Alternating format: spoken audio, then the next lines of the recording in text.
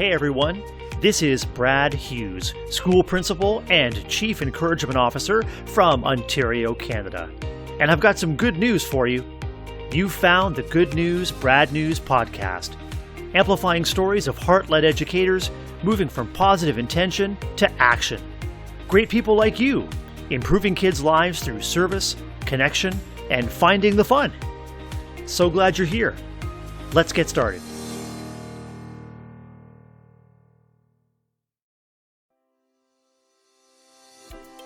Hey everyone, welcome back. Thank you so much for tuning in to episode 15 of the Good News, Brad News podcast.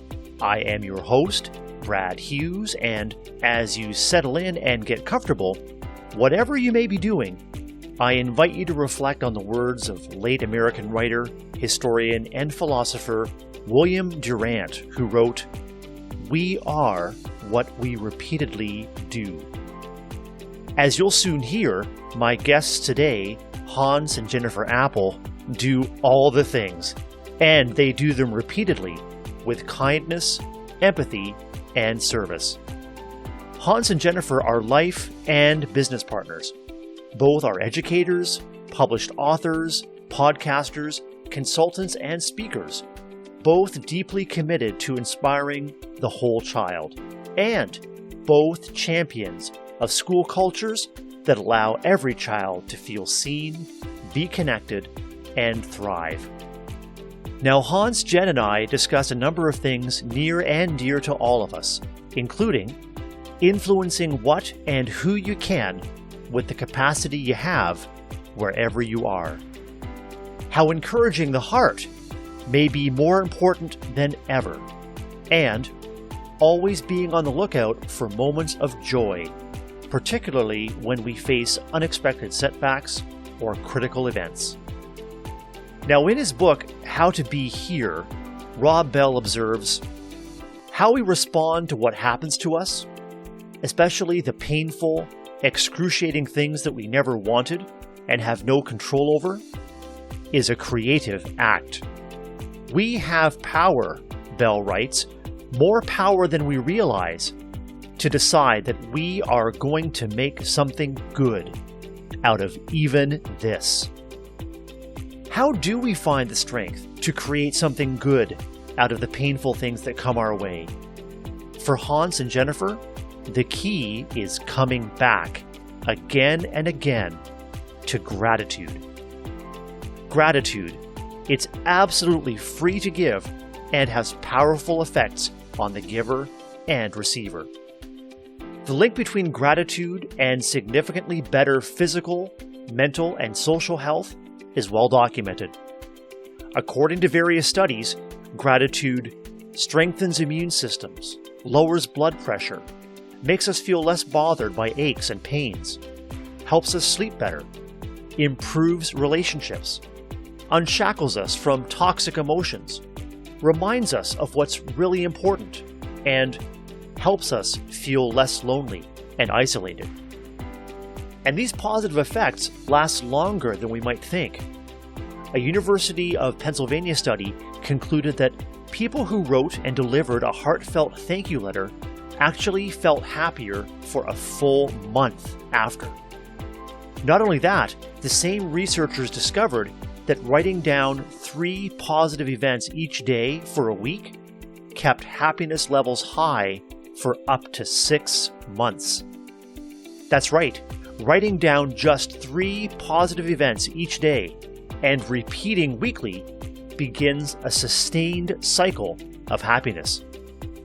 Imagine now that the gratitude you express contributes to these cycles for others. There really is no limit to the potential and power of gratitude. And whether gratitude and appreciation come to you naturally, paying attention to and appreciating life's joys can train you to see more and more of them. We are what we repeatedly do. Hans and Jennifer strive to cultivate capacity by repeatedly expressing gratitude and seeking connection and purpose for everyone. And it really shows. I know you'll enjoy getting to know the Appels today, and after hearing their story, you'll be eager to connect with them too. So, here's my interview with Hans and Jennifer Appel today on the Good News, Brad News podcast. Hey everyone, welcome back to a fantastic episode of the Good News, Brad News podcast. Delighted today to introduce to you and to reconnect to two fantastic educators, facilitators, authors, and champions of joy. Their names are Hans and Jennifer Appel. Hans and Jen, welcome to the Good News, Brad News podcast. Thank you. We are very excited to be here. We're fans of the show, so this is an honor. I'd like to start off by asking you to introduce yourselves by talking about your different roles, your community, professional, and personal roles that you have. Anything that makes you, you. That's a good question. There's so many things. So I'm an educator. I've been a teacher for, I think this is my 22nd year. So I've been in education a long time, most of the time spent in middle school, a little bit of time in elementary. I'm very passionate about reading. I'm a reading specialist. I have a master's in reading. That's kind of where I've always been. But I also have a real love for math, which is really strange to have both of those things. But I actually love both ends of the spectrum. And then I'm an author. I've written 2 children's books so far. It's a series of 5. I'm Who is all about kind of stress and anxiety. And then Award-Winning Dog was the first one based on both of our current dog, Maya, and then her older sister who passed away a few years ago, Ginger, who they're based on. So that's probably the second part of me is I'm a dog mom and I'm very passionate about being a dog mom. And then Hans and I run Award-Winning Culture together where we do speaking and different things with that. So yeah, just kind of fun and love education and everything about it. Geez, I don't really want to have to follow that. That was pretty impressive. I'm a middle school counselor by trade. I've done that for about 20 years. Love middle schoolers. They're little adults and grown-up children all in the same hour. So it's a fun combo. In addition to that, I wrote a book called Award-Winning Culture, which is all about really taking your school culture to the next level. And it's hopefully a framework for leaders to bring joy into the school. And so that's a pretty unique space. We've got lots of fun projects coming up over the next year. So we're excited about some of those things, but mostly excited to be here with you today, Brad. I'm so excited too, Hans and Jen. And I know that within that award-winning culture framework, the common thread through all of your work and all of your contributions is encouraging the heart and helping others to realize joy in their spaces. What does it mean to either of you to encourage the heart? And why is it so important, maybe more important than ever? Yeah, well, first off, we believe that education at its highest level is about inspiring others to discover and develop their joy, right? That really is our foundational why. I think right now we're feeling like we're kind of at the tail end maybe of moving out of this pandemic here in the United States. We're getting ready to have students come back full time. So that's really exciting for us. But at the same time, we know that they've been through a tremendous upheaval for the past year. It feels more relevant now than ever to focus on human skills, right? To focus on, helping them understand who they are as people, helping them be able to connect to others and regulate their emotions and all the different things that become critical to future success. When it comes to encouraging the heart, how is organizational culture connected to allowing systems and organizations to bring forward the best of the people within them? When you think about yourself and we think about those things that we're super passionate about and that we love, it's what they're passionate about. It's what their heart is in. It's what they enjoy. Then they're going to learn so much more. In order to tap into who you are as a person, right? And we're talking about joy specifically, you have to really be in a safe space. You have to be in a place where you feel comfortable and confident and people are lifting you up and pumping you up. That's what kids are attracted to. Kids want to be lifted up. Kids want to be in those kind of safe, awesome environments that feel amazing. If kids aren't feeling all of those different things, they don't feel like they're safe in an environment, they don't feel all that within that, they can't learn. They can't grow. They can't find that joyful environment. And so having that kind of culture within your building, then kids feel safe to be able to explore and learn and have that joy. Let's say you're in a culture that is not conducive to safety, to growth, to happiness or joy. How do you begin to improve it? I think it starts with you. I think it starts with you as an individual. I think a lot of times we think in terms of how can I change other people? How can I impact and influence? And all of those things matter, but it really begins with what can I do today? What are the habits that I can begin? How can I align my character with my actions to start impacting my little sphere, right? And my little sphere might be a couple people in my office. It might be people on my bus. If I'm a bus driver, it may be, I'm the librarian. And so people that come into the library space, that's my sphere. Wherever your sphere is, start to influence that. And I think that's where everything else begins. I think we forget how much power we have. One person can make a huge difference in any environment. You just have to start with you and focus on, this is what I can control. This is what I can do right now. And then see what kind of effect it has. Guys, in your bonus episode that just dropped, and Jen, in your recent blog called Cancerland, you shared the stunning news that, Jen, you've begun the fight against breast cancer, and now you're laser focused on recovery. What are you two learning about yourselves through this journey that fuels what you're able to offer others as champions of culture and joy? It goes back to all those things we're saying is when you find out you have cancer, you realize you don't have any control. You kind of lose your control because it's like, okay, there's a tumor in you. It could spread. It could do this. It could do, I can't control that, right? Like, you feel kind of out of control. And so I think it's that focus. What I just talked about is I'm going to control the things that I can control. So I can control my attitude, and some people, there's a lot of studies, a lot of research out there about your positive attitude and how it affects your health. So, that's what I can control. I can make that happen. I can control my diet. I can control my exercise. I can control the way I interact with Hans, the way I interact with our dogs at home. I can control what I'm doing right now in my environment. And so I think it's a testament to the things that I do as a teacher, like every day. And I tell the kids, these are the things you need to do. And this is the attitude you need to have, and kind of that optimism. And I have to be able to do that in my own life as well. And I've always been that person that's that way. I think with optimism, the one thing I've learned that's a little bit different is that you have a plan. So it's not just like everything's going to be sunny, everything's going to be wonderful. Yes, I am planning for a wonderful recovery and to thrive through cancer. Like that's my plan. But I can't just say that without having actual tangible things to do. So I'm like, I'm going to walk, like this week, my goal was 5 miles a day. So I met my goal. I'm walking 5 miles a day. I'm on like a plant-based diet. I'm talk to my nurses and doctors like I'm friendly every time I go in. I'm going to really try to do this and set small goals.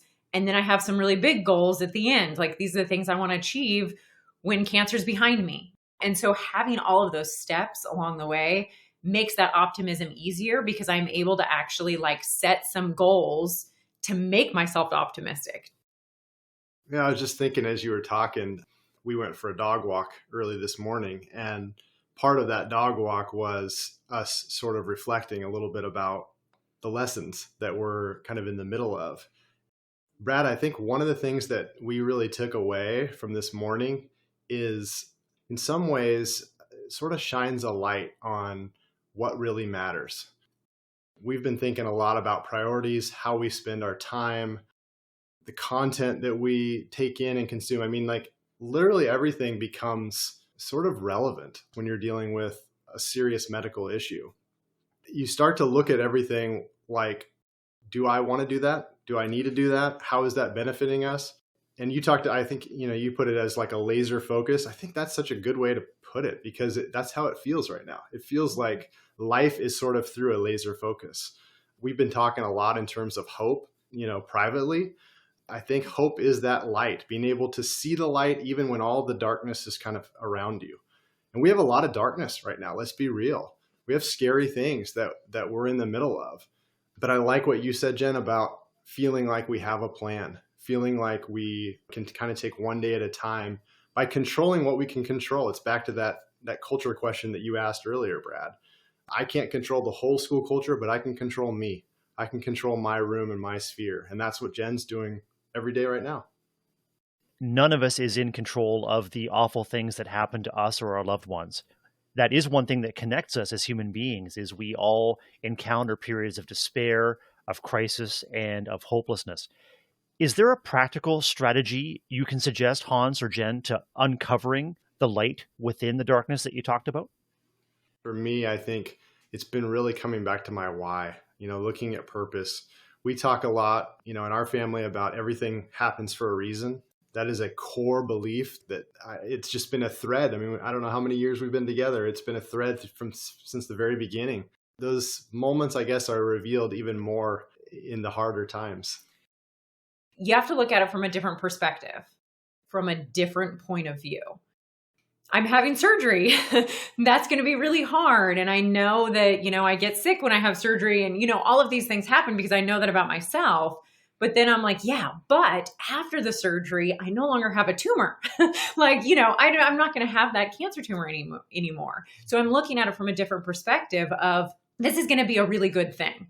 And this is going to be great for all of these reasons. And so trying to think of that as what are the little positives that are coming from this? Yes, there's some negatives, obviously, but what are the positive sides of it? Just flipping your perspective on it and almost like coming out and coming back in and looking at it from a different angle, right? Like we have kids do that all the time with pictures. Like there's a little old lady in the picture. And if you look at it here, there's a young lady, And so looking at it from that different perspective of let's think of it as how that can be positive. How can that be good in some way?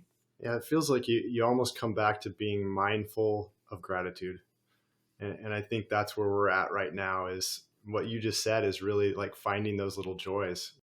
We're seeing those probably more clear than we've ever seen those before because of what we're dealing with right now, Brad. Joyful moments exist all around us.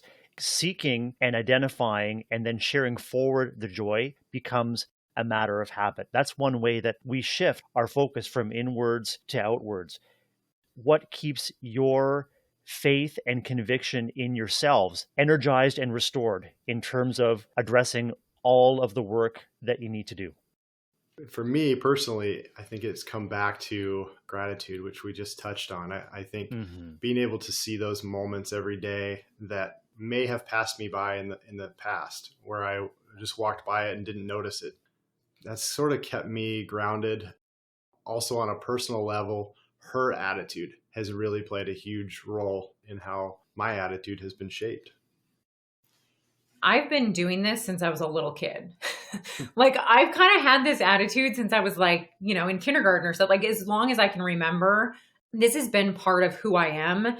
It's become of just a part of my personality now. Like it wasn't, but it has become that way because it's so much of what I do, because it's just become second nature. And so I think if we continually practice that and we continuously practice those good habits, that empathy, that gratitude, that joy, it just becomes part of who you are. You just kind of, this is what we're going to do. I mean, I said, I think in the podcast, like right when I found out I had cancer, I kind of, broke down and cried. And it was within about 5 minutes. I was like, okay, what are we going to do? Let's go. Like, what's my goal? Like, I mean, it was really a quick turnaround and it was just like, let's not dwell in this. Let's get to it. Let's, fight this. Let's get on.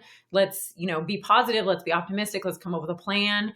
And so I think it just is in my brain and it's just how it works now at this point because I've trained it so much that way too. It's almost like a muscle. You know, it's not like you're going to have hard days. There are going to be days, Brad, that we're going to be in tears and we're going to be struggling. But because you have built that muscle over many, many repetitions, you're going to get through because you have that sense of optimism that you see the light in all situations. It's those habits of mind and those habits of behavior that are really your hallmarks, Hans and Jen. Everything that you produce aligns with your core purpose of imparting joy for others. I know that listeners are going to be eager to learn more and to stay connected with you. What's the best way for them to do that? We're both pretty active on Twitter and Instagram. My Twitter and Instagram is Hans N Appel, and you spell Apple Appel. I'm at Jennifer M Appel. But we're also on awardwinningculture.com. That's where you can find out information about all the books and speaking gigs and things that we're doing. So we love to connect with people and really appreciate this platform today, Brad. Jennifer and Hans Appel, continued best wishes, continued success to both of you in all of your endeavors, and I look forward to reconnecting soon. Thank you. Amazing. Same to you, Brad. Thank you. Hey, thanks for tuning in to the Good News, Brad News podcast. Please like, subscribe, and leave a comment wherever you found this podcast. And if you like what you heard, please recommend Good News, Brad News to a friend. And please hit me up on Twitter. I'd love to hear from you. You can find me at Brad, BRAD, _Hughes, HUGHES. I look forward to hearing from you and to reconnecting with you on our next episode. Until then, get out there and do amazing things. This podcast is a proud member of the Teach Better Podcast Network. Better today, better tomorrow, and the podcast to get you there. Explore more podcasts at www.teachbetterpodcastnetwork.com. We'll see you on the next episode.